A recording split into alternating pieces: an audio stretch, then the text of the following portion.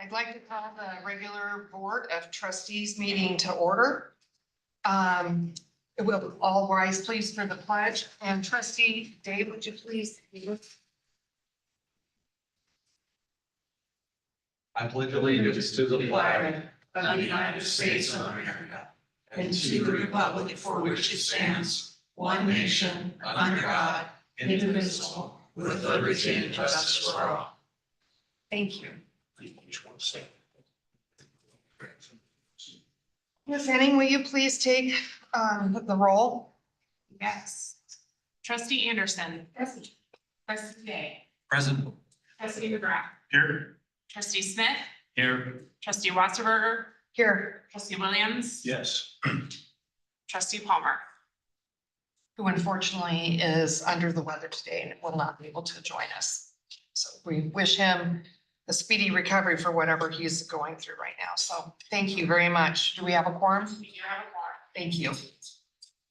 Next item is additions and deletions to the agenda for today, Wednesday, March 25th, 2026. Chairman Musburger, I would request a motion to add item D under new business, MOA additional services, number 4, construction documents through project closeout spending authority. Okay, thank you, Trustee Smith. Do you need a second? Yes, I do need a second, seconded by Trustee McGrath. Is there any discussion? Any discussion? If not, all those indicate by saying aye. Aye. Those opposed, nay. Okay, motion carries then. So our next item is to approve the consent agenda, which includes our meeting from last February 18th, the staffing report, and the February 2026 financials. Is there anybody who would like to make a motion to approve the agenda for today's meeting? So move. Okay, Second. okay, moved by Trustee Williams and seconded by Trustee Day. Any discussion? Any discussion? All those in favor indicate by saying aye. Aye. All those opposed indicate by saying nay. Motion carries. On to for the good of the district. So we'll start with good news from the trustees. Is there any trustees, and I'm guessing that there is, that would like to share any good news? I have a couple. Go ahead. Go ahead, go for it. Number one, my youngest daughter is graduating here, but she was just voted all state for basketball for the state of Wyoming, so we're pretty excited for her. So that was Reese. And then my oldest, Peyton, is here. She has to attend a board meeting for Galley, but she was also one of 3 finalists for the entire world for ERA for Rookie of the Year. So pretty proud of her. Wow. Yeah. Well, those McGraths, they're just always out there on top. So congratulations, Peyton, and we welcome you to our meeting today and happy that you're here. Thank you. And it's going to be invigorating. So you're going to want to. Okay. Trustee Anderson. I returned on Monday from the HLC conference in Chicago with Dean Grubb and Dr. Humphreys and Dr. Oberlander and Dean Wakefield and Dr. Spriggs and Kylie Dodson. And it was a wonderful conference, learned a lot. And now I know more than ever how much I don't know about AI. And your gut feeling of our track onto accreditation? I think we're doing well. People are impressed with what we've done, so. I'm sorry, there's, I got some. go ahead. Well, I got to celebrate my 3 grandsons, Rory's grandsons, or Rory's sons. Bodie is the #1 golfer for Jamestown. So he's a golfing. And Deegan, he got 2nd team all conference in the Great Plains Athletic Association. And then Gibby, I don't know how good he can be. He was Gatorade Player of the Year. and also Wyoming's Mr. Basketball Player of the Year. And Friday, he heads for Omaha to play with his team, Midwest All-Star Team. So, And just a junior. yeah, and he's only a junior, yeah. Any other from the trustees? I'm sure the good vice president stepped in for me. I apologize. I just want to, before she does the good of the district, and just mention she's not here. Okay, perfect. Did trustee Williams Ray just show there's great news? Anybody else? Well, if not, I'd like to share our good news, a Nebraska update. So we attended our son's annual bull sale on Friday. The most touching thing that happened was at the very first bull they donated for fire relief to the ranchers and landowners in Nebraska. That bull was bought by a group of people who generously donated. They raised over $50,000, and it was opened and led by Governor Pillen, and Governor Pillen also opted to be the auctioneer for that bull. My husband did tell him that he probably should go back to auctioneer school if he wants to do that for a living. But in the true spirit of support and being Americans, it was just really incredible. Fast forward to that, so they had a great bull sale, once again topping the market.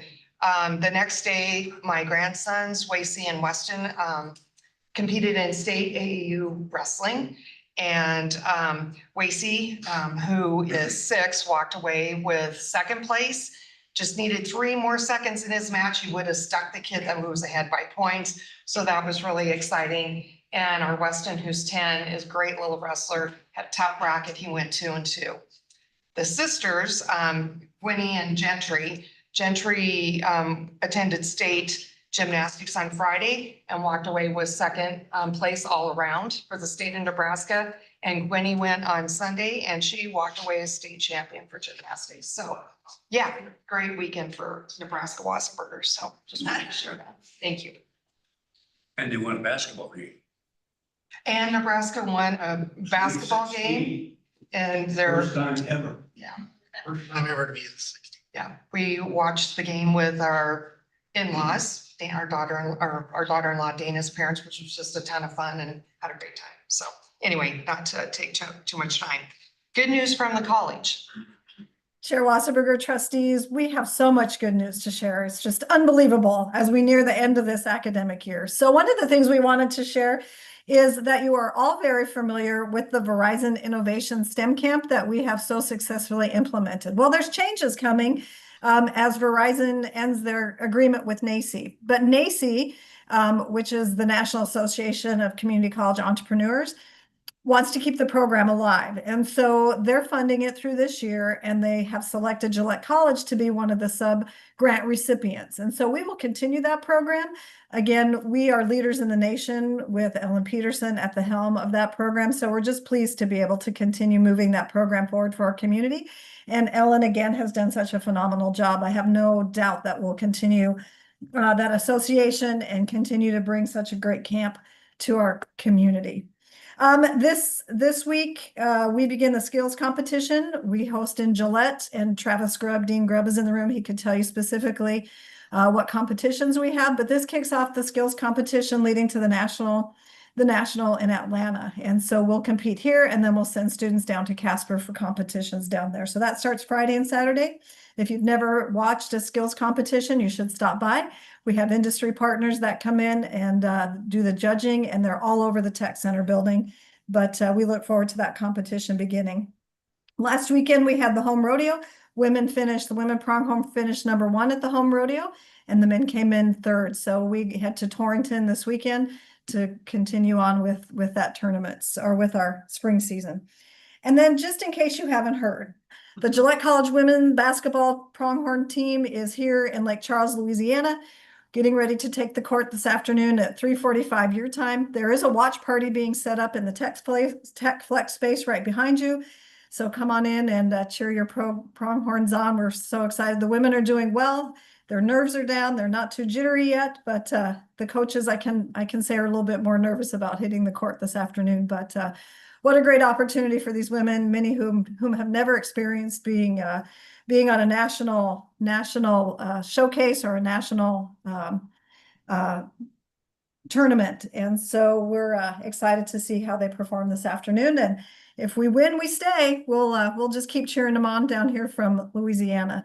I'd also like to say being remote for this meeting is not an easy task. The staff has stepped up and made sure everything was taken care of and ready for you this afternoon. So I extend my gratitude to the staff you see there in the room, making sure everything was ready to go. And if there's others who have good news that I didn't have with me, please take a moment and share that. But otherwise, that's the good news I have to share. Hey, thank you, Dr. Oberlander. Our foundation director is not here, but we'd like to extend to her a happy birthday, as today is her birthday. And if there's anybody else's birthday in the audience, please raise your hand.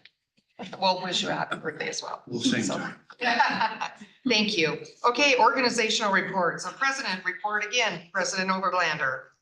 Chair Wasserberger, trustees, I will be as brief as I can because it is difficult being remote. So as trustee Anderson mentioned, we're just returning from the HLC conference. This is the conference that thousands of HLC member schools come to. And so it's a huge conference, but it's a really great opportunity for us to network and be in touch with colleagues and be in touch with others who are going through a similar process. There are not many of us going through initial accreditation.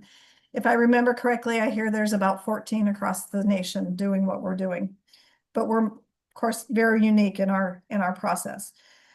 We did spend a lot of time focusing. The deans were in sessions on accreditation and assessment, IA and the integration of IA. We did a lot of federal compliance updates, what's happening at the national level. So we come back with pages and pages of notes to start sifting through and make sure that Gillette College continues our forward trajectory. When I return either late this week or early next week, our shift now and our focus begins to really ramp into the Institutional Actions Committee hearing, which of course takes place on April 14th. We did submit the response to our team report from the candidacy visit that has been accepted. It has been forwarded to the 5-member council for the hearing. And now we'll begin drilling down and just going through all of our documentation, doing some review of some questions that we have received from somebody, a peer reviewer that has worked on Institutional Actions Council hearings in the past, and just make sure we're ready to continue doing the stellar job we've been doing throughout this entire process. Just as a reminder, once that hearing concludes, that committee will make recommendations to the HLC Board of Trustees, who will take action at their June meeting. So once we have that candidacy letter, the next phase begins. Once we return from IAC, we'll begin planning all of the next steps in the phase because we're just going to make the presumption we're going into candidacy in June. We have a high-level outline, but we will certainly begin drilling down into that. We're preparing for the end of the semester activities, commencement. We are in full gear with that, and I have selected a commencement speaker. Her name is Maureen Hurley. She is a retired nurse in Campbell County. She is very actively engaged in our community, and I look forward to sharing more with you. I think her speech is going to be very motivational and certainly connected to our community. So congratulations to her, and we look forward to hearing her activities. But leading up to that, of course, we have multiple events. We have an athletics banquet, a student involvement banquet. We have the PTK induction ceremony. ECB will have their home show. So there's a plethora of activity happening on campus as we near commencement. And of course, we always enjoy those activities. I will begin preparing next week the documents to go to the Wyoming Community College Commission to do the official transfer of our county buildings through the capital construction process. As you may recall, we did that process with the city buildings, and it really does involve, now I present that to the commission approves, has to go through the Wyoming construction process, and then it goes to the legislature for approval. There will be $0 attached to this project, so I anticipate it will flow similar to how the city buildings flowed. The reason we want to do that is should we ever have an opportunity to receive major maintenance for our buildings, we want to make sure these buildings are in our name with the state. So that process is underway and commencing with the formal documents being submitted. As you're aware, the Wyoming Community College Commission did increase tuition for the first time in 5 academic years. In-state tuition will increase by $7 a credit hour, taking our in-state rate from $105 per credit hour to $112 per credit hour. The other categories, which are WUI and Nebraska, is increasing by $10.50, and then out of states increasing by $21. What I would tell you is that our tuition in Wyoming, of course, is set by the Wyoming Community College Commission. Of all of the states, we are the 9th lowest. We're the 5th lowest in the Wichita region. And I believe even with this increase, we will continue to remain the lowest per credit hour of all surrounding states. Surrounding states being like Idaho, Colorado, Montana, Utah, South Dakota.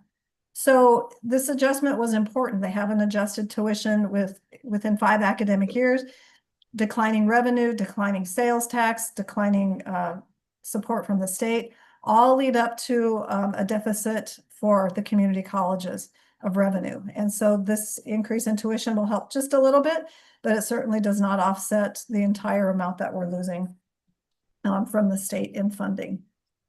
So much activity happening, but I could talk about all the wonderful things happening at Gillette College, but I think that's plenty for this meeting. I'm happy to answer any questions that the trustees may have. Trustees, any questions? Chair, or Mr. McGrath? Chair Trustee. Just in comparison, Dr. Oberlander, I did look up University of Wyoming credit hour just for context. I think they're at $166 a credit hour in state. I mean, so the community colleges are still well underneath that. So anyway. Chair Wasserberger, trustees, the university has made a commitment to annually increase their tuition. I believe it's by 4% every year. I may have that percentage wrong, but I believe it's 4%.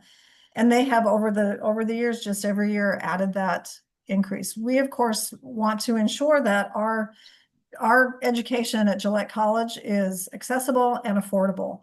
And we are committed, as is the Wyoming Community College Commission, and the president's committed to continue to ensuring we can remain as nearly free as possible for our students to access education. So important for the future of our workforce. Yeah, absolutely, in our state, so. All right, any other trustees have questions for the president? Great, if not, thank you very much, Dr. Oberlander, and Chair Loud, while you're there. It's going to be really great. I'm glad that you're there to support our team and our coaches. I have a question for her. Have you eaten an alligator hot dog yet? Everybody's got to eat an alligator hot dog with mustard. Chair Wasserberger, Trustee Williams, no. And no, I will not be eating an alligator hot dog, nor will I be having crawfish or gumbo or anything with shellfish or fish in it. I am of the mindset, give me a good hamburger, beef hamburger, and I'm good to go. But we will get beignets at some point. We will, the team wants beignets, so at some point I'll be taking them out for beignets. Great. All right, moving on. Our advisory chair is apparently not able to be here today, so we won't be hearing from them.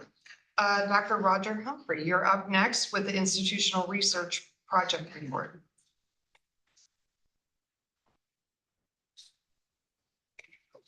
Yeah, thank you, Chair Wasserberger, trustees, President Oberlander. What we thought we would do is just a quick overview of our annual enrollment. And so we've selected a few slides to cover some of the information. I believe in the board packet is the 20+ page report in terms of our enrollment from this past academic year. Yeah, there's like a reverberation. I'll stand back a little further. So just a few things before we delve into it. So when we look at the numbers, just some information for you. Ellie, the next slide, please. I'm sorry. A lot of print up here. Basically,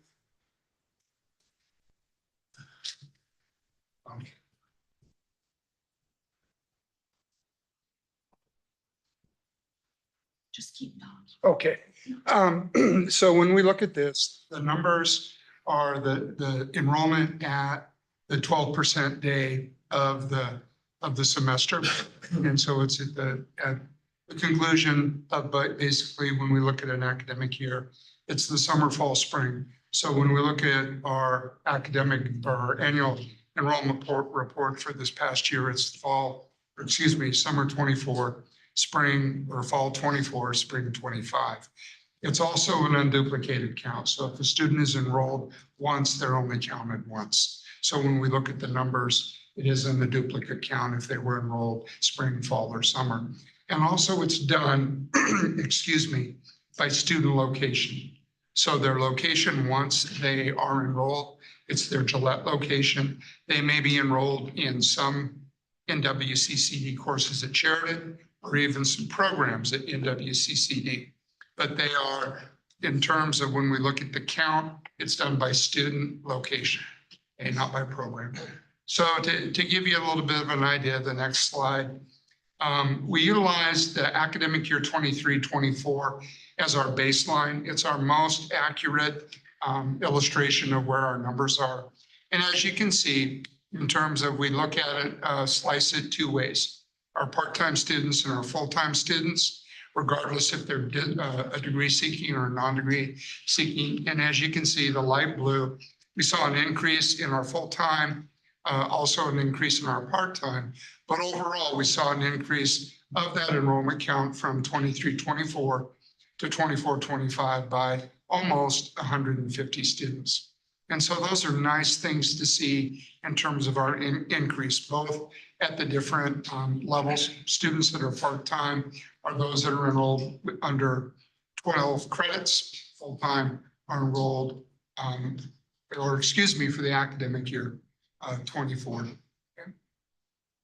The next slide gives you an idea by the FTE count.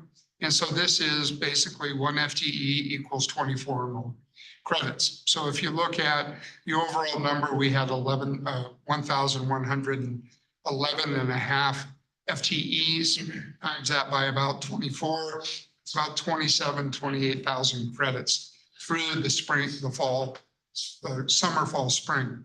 As you can see, our numbers increased both for full-time and part-time students. So not only do we have more students, we're also taking more credits, which is a nice thing to see. Okay, the next slide looks at age categories. And as you can see, the bulk of our students are from about 24 and under. About 84% of our students are in that age range. And as you can see over time, the numbers get a little bit smaller in terms of those head counts. Okay, almost half our students are under 18, and that really constitutes a lot of our concurrent and dual students. Okay. And please, if you have any questions, jump in during the time frame. The next slide looks at race and ethnicity. This is a piece that we look at. And really our two primary ethnic groups are our white students and our Hispanic students. They constitute about 92% of our students enrolled. And that hasn't really changed that much from 23-24 going into 24-25. Okay. The next slide looks at residency. And as you can see, of that number of students that we have, that 1,840, almost 1,600 of those students are Campbell County residents. In-state, all of the other counties, about 93% of our students are Wyoming students. Our border states, as Dr. Oberlander mentioned, our WUI states constitute about 3%. All other out-of-states, about 0.5%, and our international students, about 2%. So that comprises our student population by location. The next slide looks at distance. And as you can see, almost 4 out of every 10 students enrolled at Gillette Community College District are enrolled in one or more distance courses. And as we begin to look at that, and I know Dr. Spriggs and a committee has been formed and working on how we address this, but that is a typical comparison to many other colleges. And so we have students, many of our students are enrolled, as I said, in one or more distance courses, and those are all through NWCCD, the Sheridan campus. Okay. The next one is in terms of, if we look by programs of study, these are head counts. And as you can see, for the most part, in just looking at the 1,840 students, about half of those students are non-degree seeking students, which a large percentage of those are our dual and concurrent students. And the other half are degree seeking students. So when we look at the students in terms of their program of study, you can see where those splits are. One thing to note is the column to the left, we do not have any students in the Bachelor of Applied Science programs. And for the commission came back, I think it's the second column from the right, or no, excuse me, the third column from the left. They began to combine those. So we have some students that are both enrolled in career tech programs and academic programs. And so some of those numbers that is a duplicate count in some of those in there. Okay.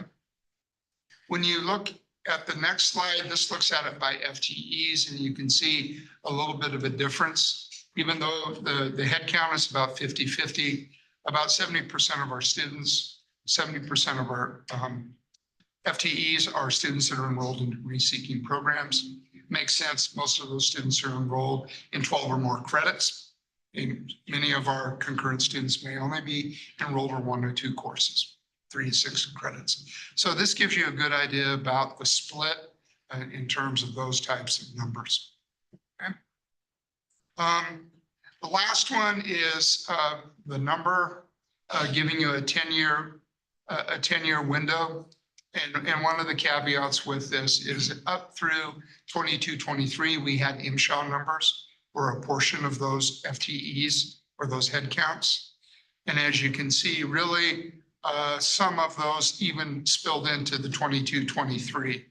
And so when we look at just comparison with a baseline of 23-24, we saw almost an 8% increase in enrollment as compared to 23-24. Positive numbers as they went up in terms of those. Also in that time frame, I cannot remember the exact year. Some of the impact too is when athletics went away and COVID. And so some of those numbers before, but those numbers prior to 22-23, excuse me, included many of the MSHA numbers. Okay. The last slide, even though the numbers, the head counts had went down, you can see the FTEs have remained fairly constant over a 10-year time frame. Much of that is, I think many of our students are taking additional credits. And so you're seeing more full-time students and the credits that are enrolled. As compared to academic year 23-24, we saw an 8%, almost a 9% increase in FTEs in comparison to 23-24. So this is sort of an interesting one, even though numbers have changed a little bit, the FTE count has remained fairly consistent over a 9 to 10-year period. Yeah. All right. I think that is it. Any questions for me? Chair Walsberg. Absolutely. Dr. Humphrey, do you feel like you're seeing the same trend in 25-26? I know from growth and enrollment. Chair Walsberger, Trustee McGrath, our preliminary numbers from fall, we're seeing an uptick. So we're hopeful. I believe our fall numbers were 1 to 2%, 3% higher than they were the previous fall and summer. One of the things is all of these are at the tail end of a semester. So these all come from the Wyoming Community College Commission. And so they're at the completion of the semester. So we're hopeful that we'll see those increases for continued growth into 25-26. Yeah, absolutely. How does this compare? And you maybe, it's kind of an off-the-cuff question. Enrollment compared to the other community colleges in terms of, are they growing or are they declining? Take MSHA out of this, but over the last 3 years, I mean, I'm excited to see growth in enrollment. So how do we feel like we compare to the other community colleges? Chair Wasserberger, Trustee McGrath, and I would also defer to Dr. Overlander. Just off the top of my head, many of the colleges had growth from the year before, not at this level. LCCC had a significant growth from 23, 24, 24, 25. Others saw 1 to 3%. Some were flat. One college did see a decrease in their numbers and their FTEs. So I would say in comparison, we're above, a little bit above the majority of the other colleges, with the exception of LCCC. Excellent. Thank you. And I guess for me, it's just more of an observation, not really a question, but I'm surprised that our out-of-state number is less than 1%. Granted, I mean, WUI, obviously. So some of those students are reflective of being out of state, but it's interesting to me, the true out-of-state number is even much less than our international students. So it seems like maybe a recruiting, marketing opportunities. I don't know, thoughts of surrounding that, because to me, that's surprisingly low, especially where we're up in the northeast corner. Great question, Chair Wasserberger. One thing that we can do is we can be able to pull some 5-year trends of prior years. You know, typically, the majority of community colleges nationwide, the bulk of your students normally come from about a 500-mile radius. So maybe our number's a little bit low, but I'm not sure how that would look, but that would be a great piece to look at. I think our WUI numbers reflect a good regional idea. But, Yeah. And again, that would be a question in terms of our recruitment. I'm not sure how much of our recruiting occurs outside of our WUI or regional population. We just have such a beautiful campus and amazing faculty that I want everyone to come here. So, other trustees, any questions that you may have? I'm sitting here wondering, what would Trustee Palmer ask? Because he absolutely is passionate about these enrollment numbers every year. I'm sure that he has gone through your PowerPoint and will get a hold of you with those very good questions that he always asks, but I can't replace him with a good question. So, Well, thank you. thank you for the information, Dr. Humphries. Student Senate report. All right, Miss Tiffany, welcome. Thank you. Trustees, as Tiffany makes her way up, I just want to remind you, this is her last report because she's going to graduate and leave us in May. So just a reminder, gosh, what a great job you've done, Tiffany. Thank you. Wow, I didn't even realize it was the last one. Well, to be fair, I don't have a paper with me, so I'm just saying my report straight. Well, I will read off of for someone else, but so far from Student Senate, there's been a couple of things we have done. We are coming back from a break, from spring break, so we're trying to pick up things a little bit. We do have an event this week, so we've been pretty busy since Monday. Before break, Student Senate was able to set up a career flash pickup drive from the career closet. So clothes was set up from the career closet in the main commons area for students to be able to come in and pick up clothes if needed for the cold or for the new weather coming in.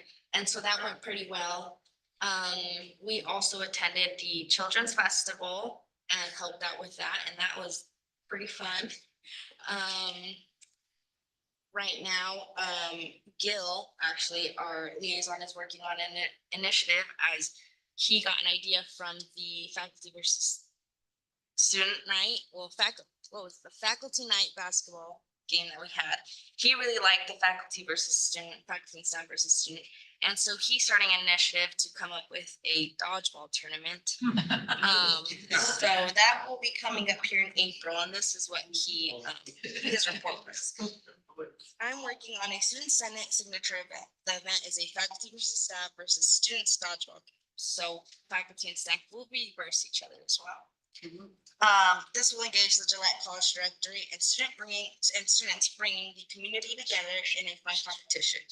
It will work like a tournament where faculty versus staff, and they will play selected body students. And he wants to be able to involve non-traditional students, students from here in tech, athletes, all students around campus, as well as teachers, staff, faculty, anyone involved. So he's pretty excited with that. Another thing we're working on is a video, since we do have elections coming up for new students coming into Student Senate, is we're trying to work on a video to try and promote what Student Senate is, you know, that it's fun, things we enjoyed about it, some facts and just questions students usually ask. So we're working on creating a video and putting that out there for students. We did choose a club of the month for this month. We're not able to have them here with us today, but Creative Writing Club has been doing really well. They've made a couple donations to our Hope Cupboard. They've attended all meetings and put in hours. They've done a really good job.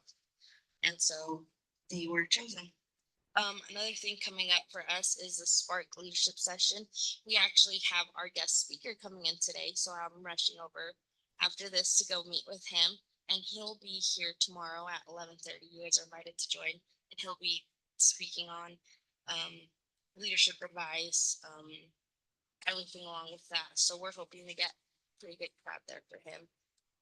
Besides that, we're waiting for April, and we'll have hopefully our trustee with us. So we're excited to get that up. But besides that, Student Senate is pretty sad to leave it on to new people, but hopefully they enjoy it as much as we did. But yeah, I just want to say thank you guys for everything. This has been a big lesson, a lot of new things. I've learned a lot with it. Yeah, thank you guys. Any questions? Well, thank you I remember when you started and how nervous you were. And now you could teach speech. That's how good you've become. So much self-confidence you have developed. Thank you. What are your plans, Tiffany? So I'm still deciding between two schools. So I had 4 schools and I narrowed it down to 2 schools to commit to continue to play soccer. I actually did change my degree because I enjoyed this a lot. And so I went from healthcare to something in this field. And hopefully working to continue with that track and finally make a decision of where I'll be. So I don't know yet. Good luck. Well, we just so appreciate your reports throughout the year. Again, you've done an outstanding job. You've certainly left a high bar for the next Senate president, or so we just really appreciate the job that you've done, and you've kept the organization really busy and engaged, and we just think that that is wonderful. So congratulations, and you're going to do great things, absolutely. And she deserves a standing ovation. I agree.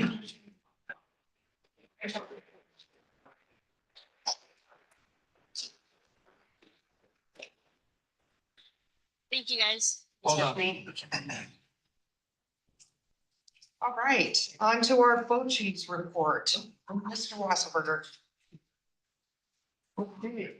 It's gonna be friendly. Always. Madam Chair, members of the Board of Trustees.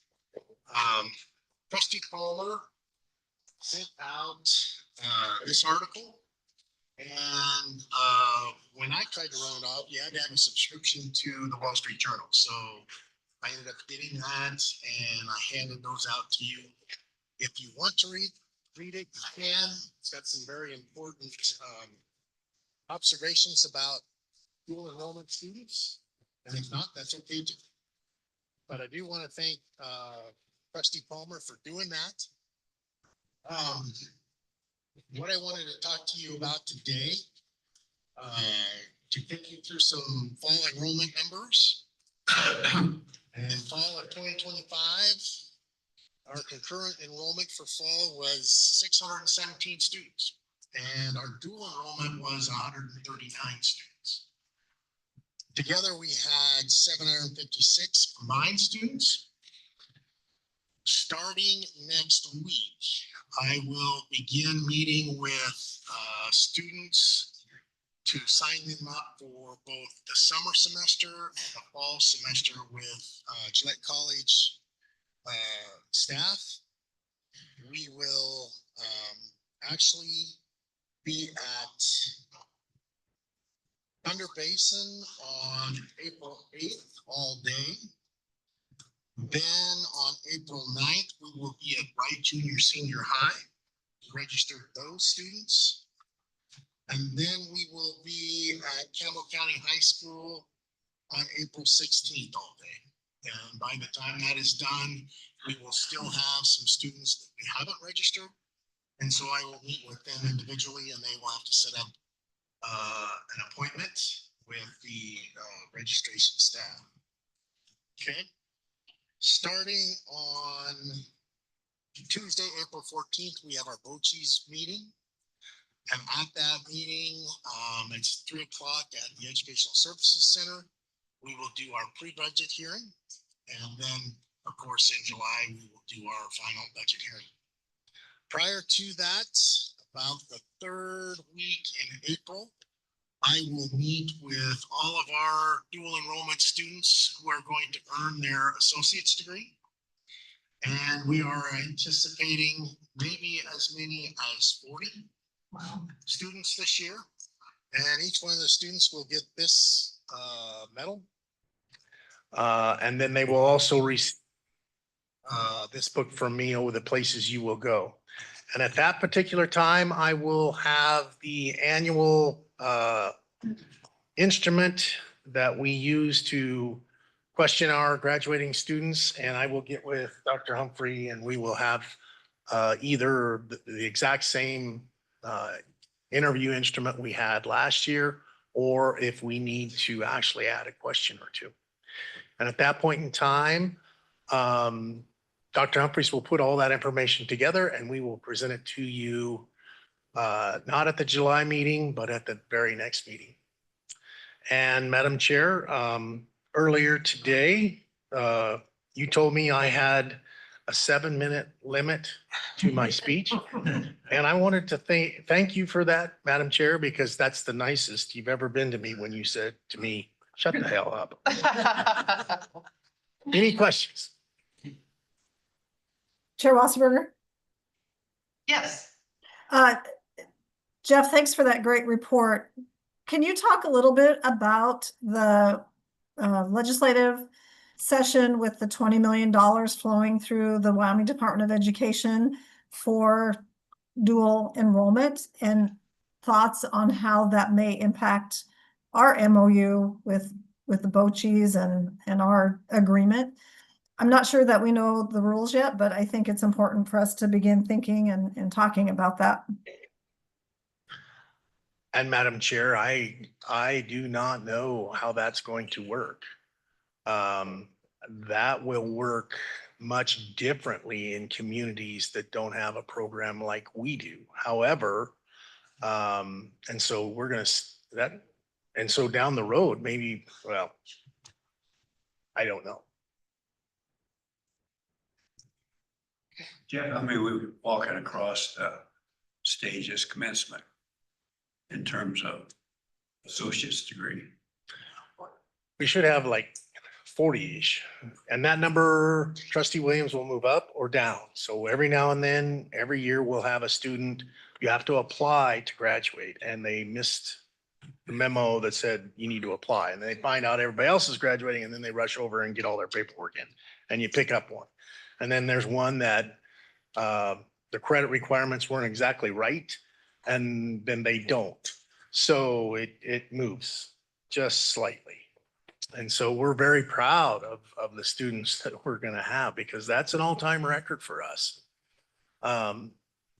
So it's just really neat to see that we have that kind of commitment in our young people today to drive themselves academically in high school so that they can be successful. And I've told Trustee McGrath that, this is to earn your associate's degree before you graduate from high school it's a $10,000 cash award from Bochis. That's how much it cost us. But to them, it's like a $50,000 scholarship because they don't have living expenses. They don't have that expense. And they start college as a first semester junior.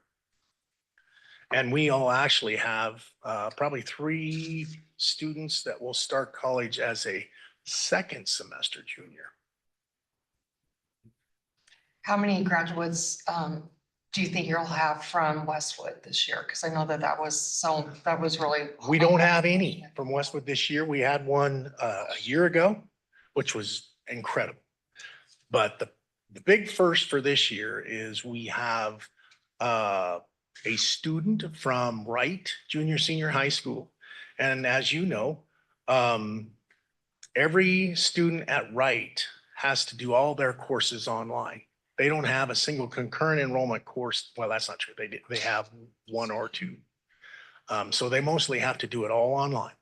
And this young lady, her name's Blair Woodward. She is going to have enough credits to graduate with her associate's degree, and she did it all online. In Wright, they are excused from class.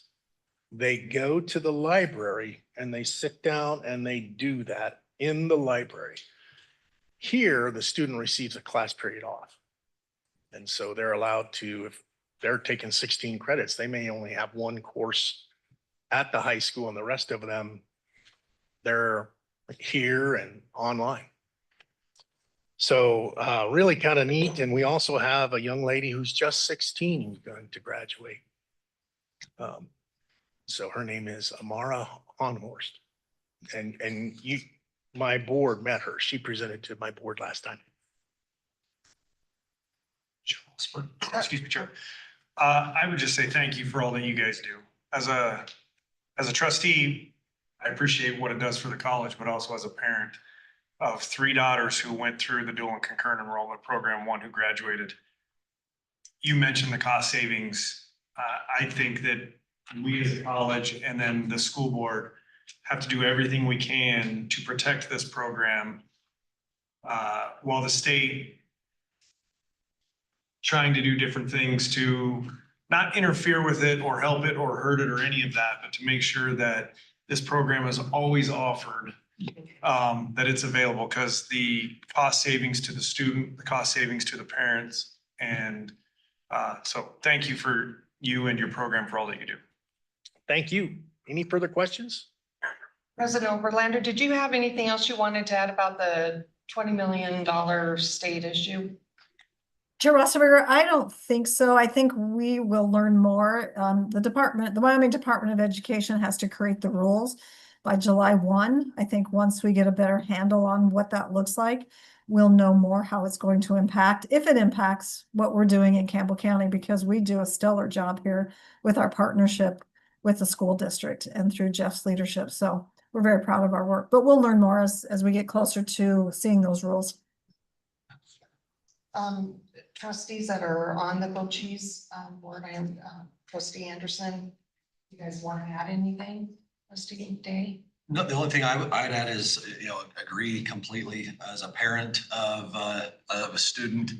It's an awesome program, and everything we can do to keep it going, not only for those of us that are currently parents of those students, but for the future is awesome. Thank you. Okay. Thank you very much. Obviously, Bochis is a really important partner for our college. So thanks for the good work that all of you do and working together. And it's such a value for our community. So thank you.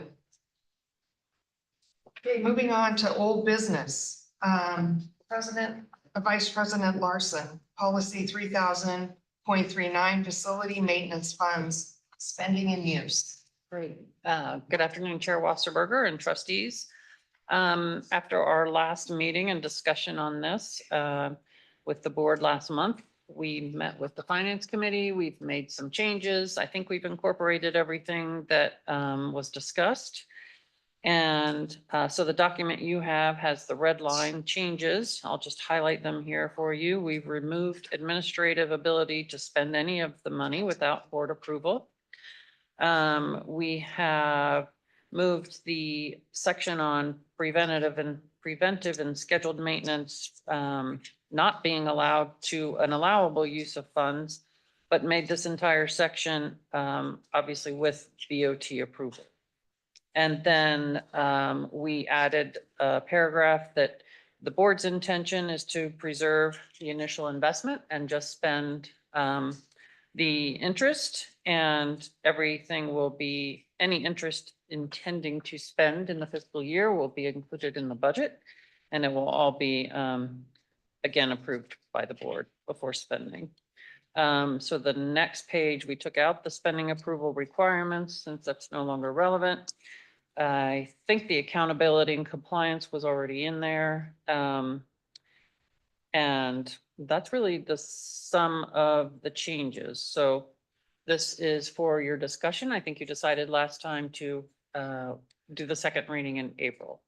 If there are any other changes you'd like me to include in this, be happy to. Trustees, any questions for Vice President, person regarding this? Yeah, I think it looks great. Really good with all the changes that you've done, the way that it's moved around. And I know that, I think this was part of what trustee Palmer brought about the sinking funds. And so thank you for the way that that was reworded and included, et cetera. So. Great. So I'll bring a clean copy to the next meeting. Okay, that sounds like the Reading. second reading will be on this policy then in April. Great. Is that correct? Okay.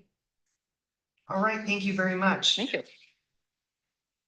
Dr. Oberlanders, a Sampson Constructions CMAR contract. Chair Wasserberger, trustees, you had an in-depth review and discussion on this during your workshop. It's now before you for approval. We are certainly happy to provide or review anything that you may have questions on that we discussed during workshop, or provide a high-level overview for those in the room as well. But at your pleasure, this contract is now ready for approval.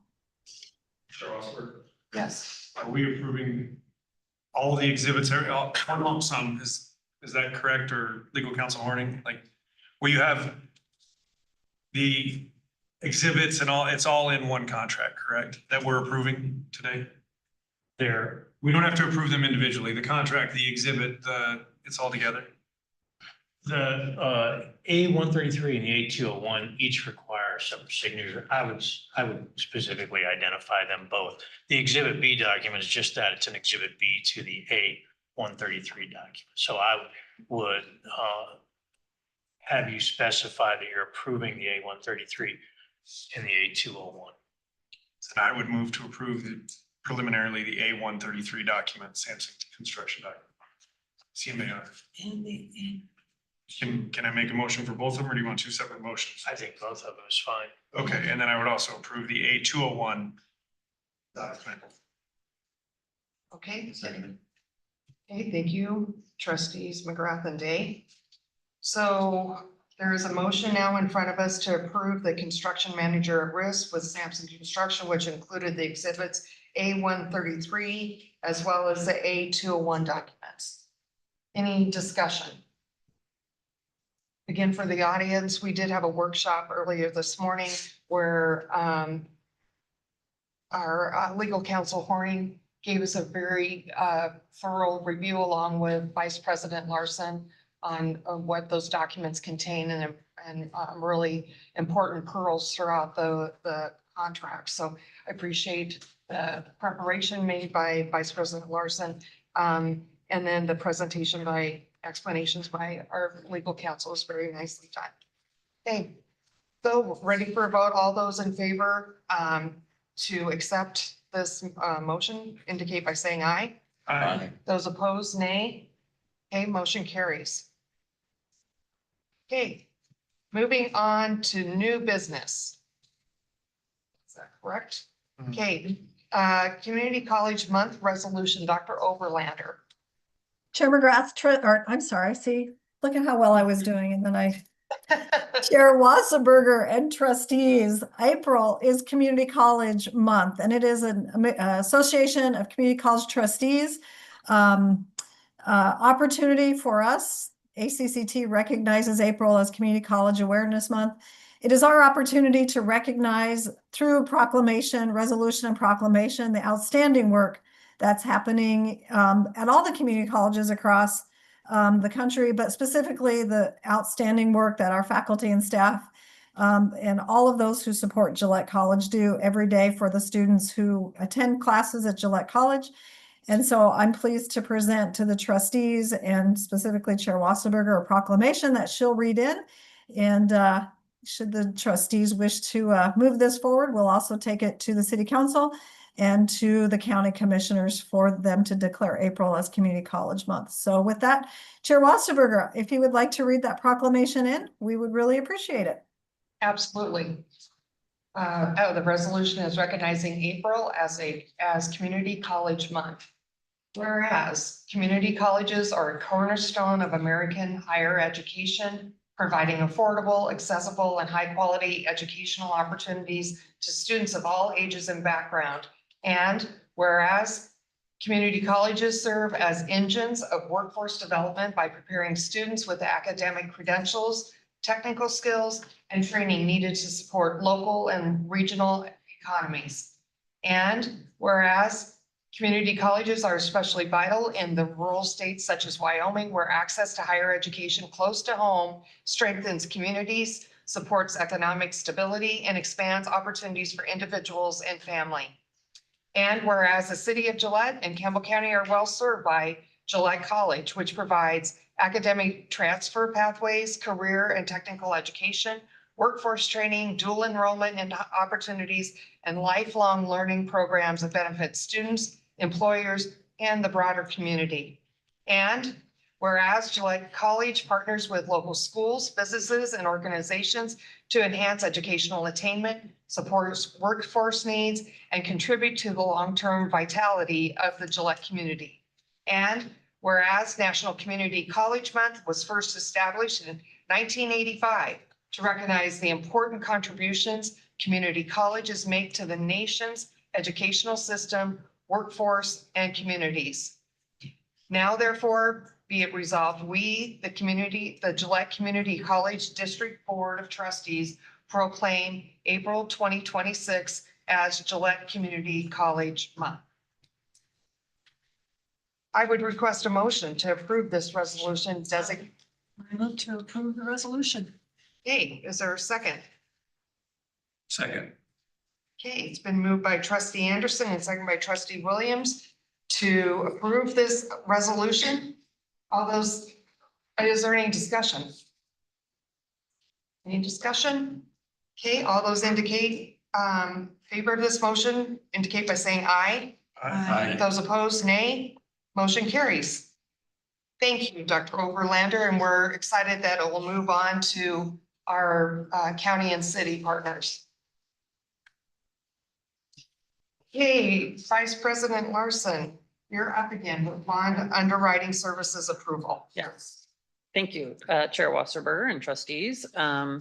We received 2 proposals in response to our RFP, and the Finance Committee reviewed these and selected, I believe you pronounce it Steeple, for your approval. The cost per bond in the proposal is $3.50 per bond. I think that'll roughly be about $140,000. My math is right.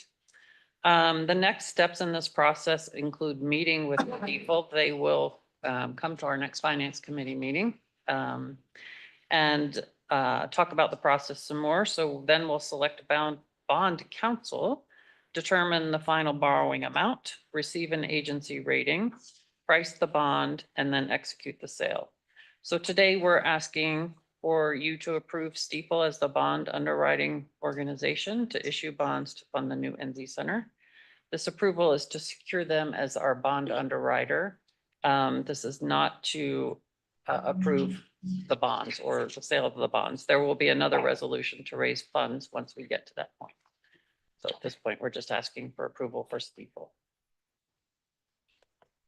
All right. Chair Wasserberg. Yes, absolutely. Why Trustee. Stiefel over, for the finance committee? I mean, just a quick synopsis, why Stiefel over Piper? Both proposals were wonderful. Both are well qualified. The main difference was Stiefel was $3.50 per bond. Piper Sandler was $5.95 per bond. Fair reason. Yeah. Thank you. Thank you for being good stewards of analysis of that. Any questions for our finance committee or Vice President Larson? I'd Okay, move to approve Stiefel as the bonding agency, bonding, underwriting. bonding Underwriting. underwriting company. Okay, Second. okay, second by trustee Day. It's been moved by trustee McGrath and seconded by trustee Day to approve Stiefel as a bond underwriting company. All those, any other discussion? All those in favor indicate by saying aye. Aye. Those opposed, nay. Motion carries. Thank you. Yeah, just stay right there.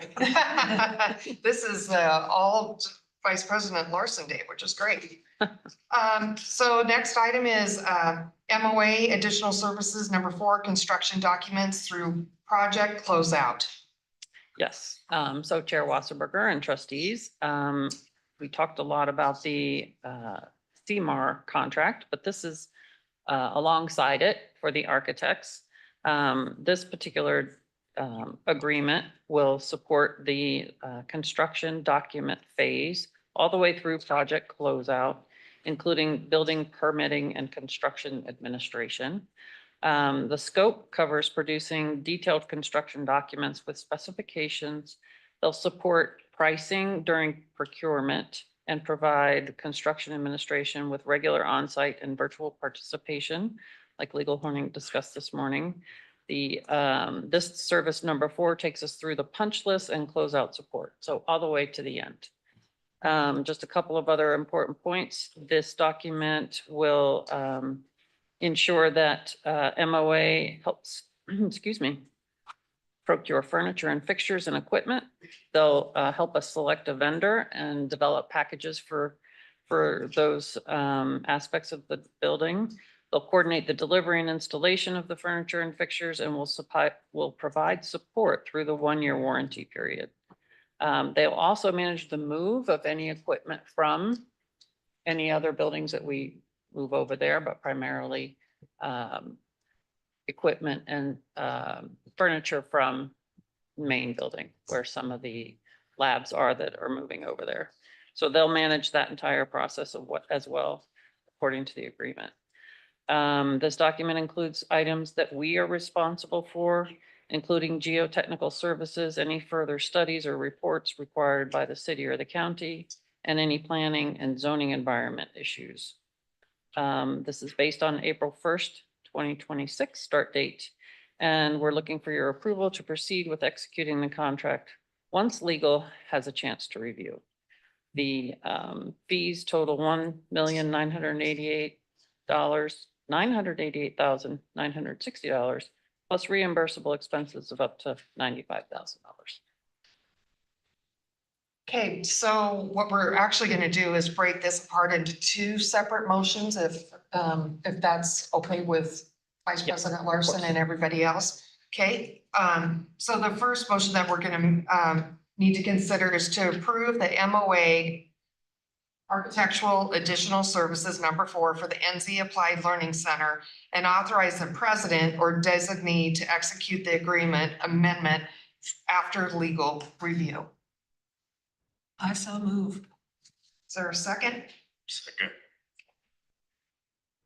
Trustees Anderson and Smith made the motion and have seconded. Is there any discussion from the other trustees? Was this reviewed by the finance committee as well, or no? No. Not by the finance committee, no. Okay, But it was also not reviewed by the NZ committee as well, or? Chair Wasserberger? Yes. Trustees, I might add that when we originally reviewed the contracts and the proposal from MOA, all of this was included in one package, and the trustees, if I'm recalling correctly, chose to approve each phase as we progressed forward. So it was reviewed in its entirety, and now we're just approving as we go through each phase. Any other discussion? If not, we'll move forward with calling the vote. All those in favor indicate by saying aye. Aye. Those opposed, nay. Motion carries. So as Vice President Larson talked about as well, that we'll need to vote on approving the MOA additional services for the center not to exceed the amount of 1.988960 million plus reimbursables, which is the cost plus 10%, not to exceed $95,000. So is there anybody who'd like to move forward on a motion for this? I'll move. I'll second it for the purposes of discussion. Okay. Discussion. Okay, so I'm confused and I apologize. So we're paying an additional 1.9 million beyond which was brought forward preliminarily, correct?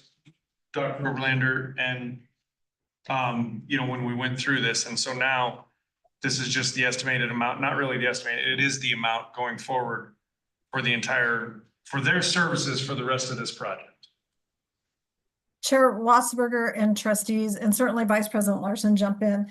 So each phase of the work that we have done with the MOA, the original was an original contract. Then we had an additional service contract that you approved. So this is the final additional services contract that we will have with MOA, which takes us into the construction documents and then the closeout. And so, yes, each phase of the contract has required additional fees to go along with that. So this is just this last phase. Vice President Larson, did I explain that correctly? Yes, correct. That's basically exactly what I was going to say. We originally heard that their cost was going to be roughly 10% of the total project, and this rounds out that figure. So this cost was included in the kind of the overall target for the NZ Learning Center. So this is not tacking on top of that original estimated amount. That's correct. Other discussion? That was the answer. Is that what you're looking for? I think so. Thank you, Trustee McGrath. Okay, so we have a motion in front of us. Last chance, last call for discussion. Okay, if not, all those that are in favor of approving this MOA architectural services again, number 4 for the NZ Applied Learning Center for an amount not to exceed 1.988960 million plus reimbursables, cost plus 10% in parentheses, not to exceed 95,000. All those in favor say aye. Aye. Those opposed say nay. Motion carries. Thank you. Thank you very much. We have a lot of work ahead of us with this new build, and so thank you to our staff that are keeping on their toes on this and making sure that we're getting everything taken care of in a fiscally responsible manner with the build. Okay. Now we're on to committee reports. Trustees Smith of Day, WACD legislative update. Chair Wasberger, I'm going to the trustee day. We were on the phone listening to the update and I was on the car and I lost reception, so you get it. It actually was pretty interesting. I think Trustee Smith and I were about the only people on that call for the WACT legislative review. A lot of things that had come through that we're still gonna see, I mean, like the $20,000 we had talked about. That we'll see how things like that come through. Just wanted to emphasize the communication that Aaron does a phenomenal job. As our representative, as our voice in legislation. The emails, I think everybody gets the emails and sees the updates and really appreciate what she does for us. And we'll see how that all comes through with different property tax and different things that were additional changes. So it's kind of what we talked about there. She thought it was going to be just a few-minute meeting. We did talk a lot about the increase in tuition as well, the decisions made there. So definitely the thoughts that have been put into there without the increase over the last 5 years. It was not just because of an increase in Hathaway. So now we're going to increase the tuition there. There was a lot of thought and timing put into that. So. Okay, great. Well, thank you for both of your time and services to that committee, because it's been a lot, especially during the legislative session. As a thought, for the trustees, I do think Aaron does a great job. My mom always told me how important it was to write notes of thanks, and I would ask that maybe we have Ellie send out on behalf of the Board of Trustees. Thank you for all of her hard work and solid communication that she gives us. Just, I'm sure she doesn't get thanked enough. So, you guys okay with that? Chair Yeah. Wasserberger, trustees, I might add some additional flavor to the report from my good trustees, if that's okay. Yeah. So I think overall what we're hearing is that the session went very well for community colleges as a whole. The legislature likes what the community colleges are doing. They know the importance of community colleges. I think we're doing okay. Of course, there's that deficit that has been accumulating with inflation and loss of revenue from property taxes. So that is of concern to our colleagues across the state. Of course, Gillette Community College District's in a very different space right now, but we are pleased that we will receive some funding for rodeo. That will come directly to Gillette College. We will receive some funding for CTE. We're going to have to go about that in a different manner because, of course, current state statute says we can't receive funding through state allocation until we're assessing for and until we're accredited. Laura Ballard, the executive director of the commission, will be meeting with Dr. Tribely and I, likely maybe next week or the week after, to work through that, to figure out how we can work together to get some of the CTE funds coming through here. Of course, as we said earlier, that 20 million for dual enrollment. Not every county in the state has the opportunity to provide dual enrollment to their students like we do in Campbell County. And so that's wonderful for the rest of the state. It's a wonderful opportunity for other high school students across the state. Capital construction, of course, there's that $6 million waiting for us. The caveat, of course, is we have to assess 4 mills to get that $6 million for the NZ. But the other colleges, LCCC, Central Community College, Northwestern, all received some capital construction. That was not budgeted in the governor's budget. So through Aaron's work and the president's work, there was an ability for the colleges to access some capital construction funding.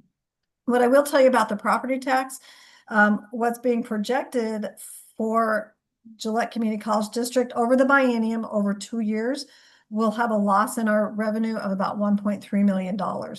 And so again, over the biennium, just right around 600,000, 650,000 per year. So that's something that Vice President Larson is planning for and working on. But what, again, I would end with is that while we have some new statutes we need to be mindful of and we need to be taking a look at, overall the session went well for community colleges, and we appreciate the support of our legislature in their support of community colleges in Wyoming. So thank you all for your hard work and advocacy as we navigated this session. Thank you very much. Do you need a motion for that note or to Aaron? No, I think Okay. it's just to ask. Yeah, it's nothing that's gonna impact policy or practice, so. Thank you for asking though. Trustee Williams, you're here today to inspire us with our ongoing board education. We got it. Sis boom My bob. name's Elliot. And we kind of discussed it a little bit this morning, but we're going to discuss a little bit about Portland and how that affects junior colleges in terms of numbers. So anyway, my question is, so how does that affect the portal system that the NCAA has in relationship to your junior colleges? So right away, I thought, who knows better than my son? So I called Ryan yesterday, who's girls coach at Colorado State. And at the beginning, he was not in favor. Most coaches were not in favor of portal. Because what it did, it took away the continuity of the programs. Because you don't have kids there for 4 years, you know. And along came portal, which just came into active, what, 6 or 7 years ago. And so, for example, he graduated this year, 4 seniors, good basketball players. And by the way, he won the Mountain West with his girls. And then he represented Colorado State by going to the NCAA girls. And they got beat by Michigan State by 3. And Michigan State then advanced on to the Sweet 16. So he had a really good team, but he lost 4 really good girls. So now, Ryan, what are you going to do? How are you going to get these girls replaced? So he says, Dad, this is what we're going to do. I said, okay, share it with me. What he's going to do, and most coaches will do the same thing. Portal will open the day after the finals. So for the girls, it'll be what? Next Tuesday. For the boys, it'll be a week from next Monday. That's when portal opens. And that's when all these kids, and it can be soccer players, you know, it can be wrestlers, you know, all these kids have the ability to go to portal. And so what they're going to do is they go to portal. All the coaches take a look at portal. So he's going to go out and find probably 4 or 5 girls that are going to portal, but have chosen also to come to Colorado State University. So he's going to replace 4 girls with 4 other girls that will probably be better because they're going to the Pac-12 next year. So what happens to these seniors in high school? Well, these seniors in high school are kind of shot in the hind end because now these seniors in high school are not being recruited. So what do? So these seniors in high school look for places to go because they're not going to be recruited. Because the system is set up in such a way that, no. And it's, you know, why, and his comment was, Dad, why would I go recruit 4 freshmen when I need to recruit a much better ball player? So I'm going to go recruit juniors and seniors to come to CSU, which makes me really competitive. Because with freshmen, he's not going to be competitive. So what do these seniors do? They have to look to a place to go because they're not going to get recruited. So where do I want to go? Well, they could go to Division II, but a lot of them don't want to go to Division II simply because they think they're good enough if they play well enough and they learn them skills, greater skills, they can go back to the D1. So a lot of them say now, we're going to go to junior colleges because now we're going to get skills. We're going to get a lot of playing time. Coaches are going to look at us. You got 519 junior colleges they have to can choose from. So a lot of these younger kids now are coming to junior colleges. And so what you're going to see is junior college athletics really become a lot more competitive because they're getting good high school seniors coming out of the high school programs. So that's kind of why your JC schools are really becoming very competitive because they're getting very good, very good seniors out of high school. And of course, then Ryan, and of course, the NCAA is all screwed up. They have no clue what they're doing. And so, for instance, Ohio State, last year, their portal for football was $25 million. This year, their portal amount was $35 million. They jumped it up $10 million. Will Wyoming ever compete with Ohio? No. What's our portal? $2.1 million. So what the NCAA does, and the President of the United States, he appointed these 12 or 25 guys and gals to look at what we need to do with the NCAA in terms of portal. What do we need to do?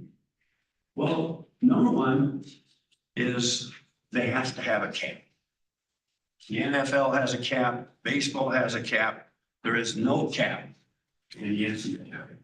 So they can pay these kids as much as they want to pay them. He indicated that his top 4 girls at CSU will make more money. They made more money this year than a starting teacher salary, a starting teacher. And the other thing is, you're going to have 10,000 kids go out for portal. So these 10,000 kids, they hope get picked up. Well, if they don't get picked up, what happens to them? Well, the college is not going to reinstate them. They could, but they're not going to. They're going to lose their tuitions. They're going to lose their scholarships. They lose everything. And if they're not picked up, they're wide home. Some of them coming down to junior colleges. We have to come down to junior. We have to become better players. We have to learn greater skills, and then we will be eligible for the.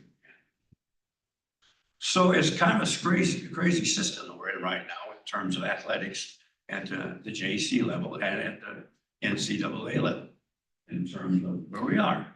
We got a lot of things to figure out. And somehow we're going to get it figured out, but we haven't got it figured out yet. Coaches are frustrated. Kids are frustrated. Moms and dads are frustrated. Institutions are frustrated because there's not a lot of answers out there. 2 years ago, the Booster Club was giving money to your athletes. Now it's your institutions. You also, I mean, they don't want to up their portal amount. They're going to stay at $2.1 million. Who are they going to get for $2.1 million? They're not going to get the real good ball players or football players. No, they're going to go somewhere else. So where are we always going to be in Wyoming? We'll always be in the middle of the pack. That's all we're going to be. So it's just the way it is. So somehow we got to change. We got to change it. But the JCs throughout America are gaining from this particular situation we're in right now. A lot of kids are coming to JCs. So,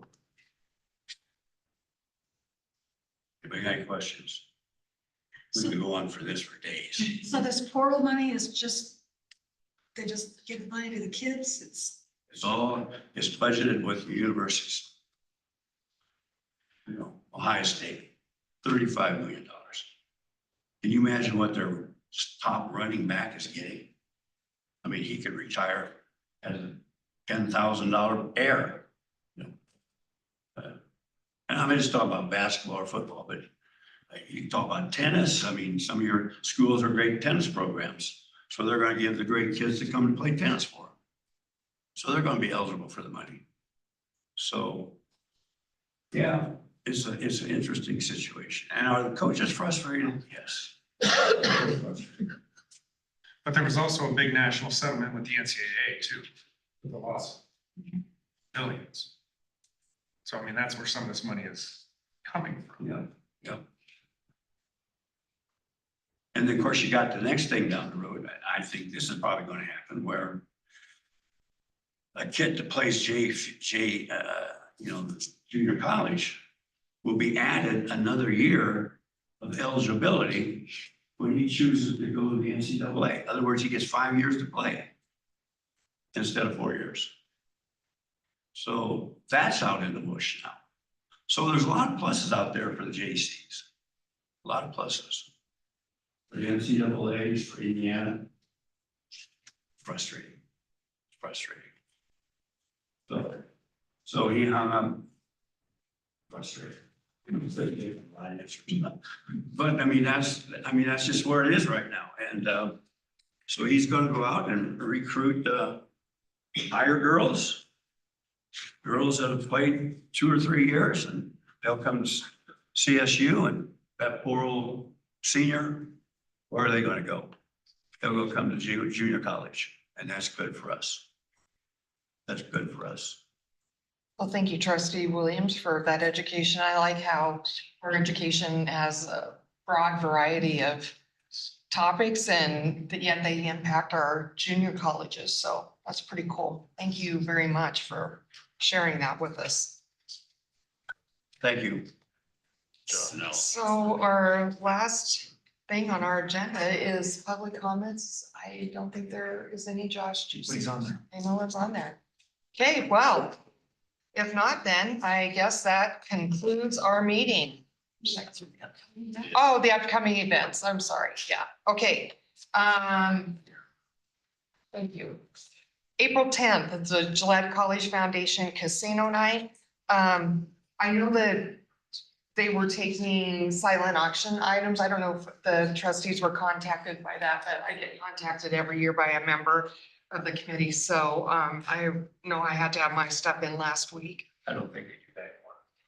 Okay. Somehow I, Only you. well, just, I told them I would. April 15th is a master plan workshop at 10 a.m. So make sure that you are planning to attend that. May 2nd is the Booster Club Golf Tournament. Josh, do you have an update on teams and all that? Yeah, we have availability for 40 teams, 34 are already filled, so that happened very quickly. So if you have anybody that wants to get a team, they are $700 a team, which includes your mulligans, and so I would expect probably within another week we'll be full. And that's the Booster Club tournament? It is. Okay. Yeah, May 2nd. On May 2nd. And then the foundation tournament is the 31st. So that's the other one that was on our radar. Yes, not till and that's July. not Yeah, till July. but, Yeah. Yeah. And then May 8th is our college commencement, and 1 o'clock is a nurse pinning ceremony. And at 7 p.m. will be our college commencement, and we've secured a speaker. And then again, July 31st is a foundation golf tournament. Okay, I hope we need umbrellas to walk. I hope we need umbrellas to walk as well for the tournaments and everything. Yep. And graduation. So with that, do I have a motion to adjourn our meeting? So moved. Seconded. Thanks. Meeting adjourned.